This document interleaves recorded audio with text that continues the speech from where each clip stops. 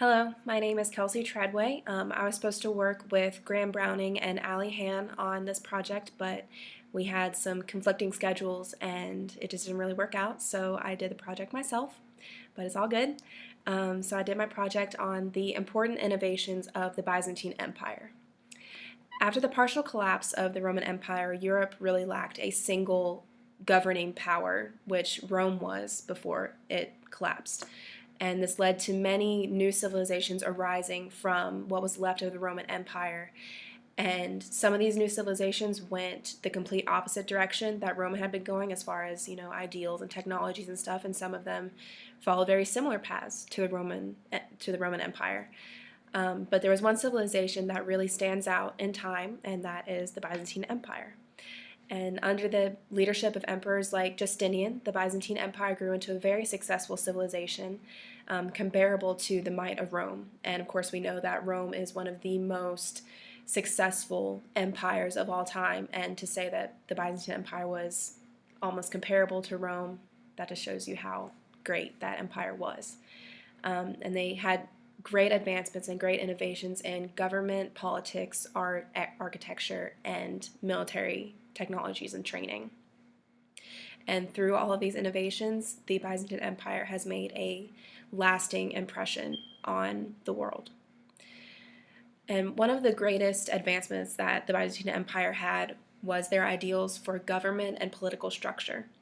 The most influential emperor of the Byzantine era was Justinian. He laid a foundation for the Byzantine government that would stand for generations long after he died.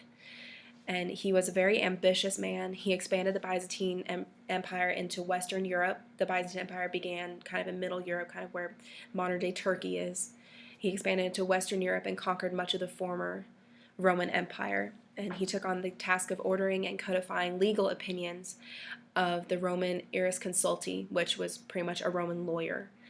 And after collecting all this information, Justinian created what was called the Corpus Iuris Civilis, which was used as a unified body of law, and that can be compared to our Constitution in the United States. It was just kind of the basic laws of the empire.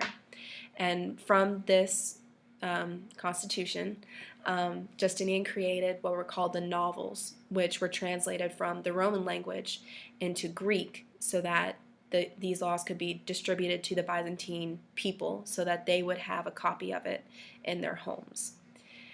And he did this because he wanted to show how adamant he was about improving the condition of the empire, particularly for women's rights. He was very adamant about improving women's lives in the country. And these novels will be the governing laws for the empire for generations. The Byzantines also made great advancements in art. The most popular theme in Byzantine art was religion and religious figures. The Byzantine Empire was a Christian empire. They had many paintings and mosaics that were rich in colors but very simple in design so that the people could look at them and understand immediately what the painting was trying to portray. And with all these innovations in art, the Byzantines have been credited with developing the earliest forms of Christian art. And I actually had the privilege, and it was a wonderful time, to visit Istanbul, which is where Constantinople was, and Constantinople was the capital of the Byzantine Empire. And I got to visit the Hagia Sophia, and some of the mosaics and the paintings in there are just truly incredible. And of course, because they've withstood, thousands of years. So they're really beautiful and absolutely amazing. And talking about the Hagia Sophia, the Byzantines made many advancements in architecture. And the most noted architectural advancement was the mastery of the domed roof. The Roman Empire had used the dome roof for many, many buildings, but the Byzantines really perfected that design. And this method became popular throughout Europe, especially for Christian churches to use. And one of the greatest, most recognizable structures, like I said, is the Hagia Sophia in Constantinople, modern-day Istanbul. The Hagia Sophia was different from any other dome building because they used a different design to hold up the roof. They used massive pillars around the building to distribute the weight of the roof downward instead of laterally like most other domed buildings had been doing. And finally, the Byzantines made many, many advances in military technology and training. The Byzantine army could have rivaled the great Roman army in training and discipline. But the Byzantines, in opposite of the Roman army, they did not rely on just numbers and sheer force to win their battles. They relied on the skill of the individual soldier and the tactical genius of their generals and leaders. And discipline and tactics were something that the rest of the world had yet to try, let alone think of.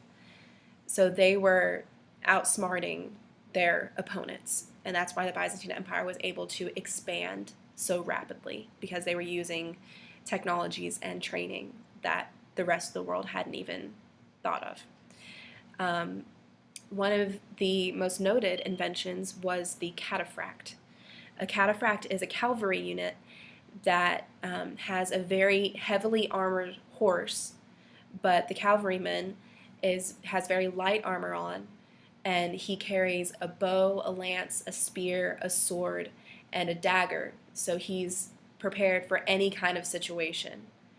And these cataphracts were very, if you were in battle with it and they had a cataphract coming towards you, you were screwed, pretty much.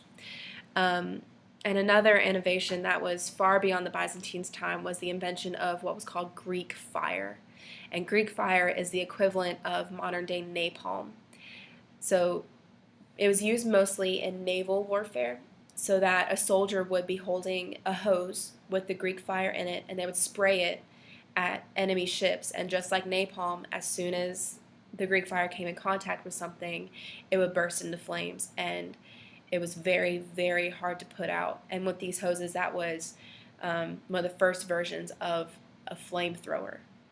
And with all these advancements made by the Byzantine Empire, they would influence the course of world history and influence thinking and inventions far beyond the Byzantine Empire and even into modern day.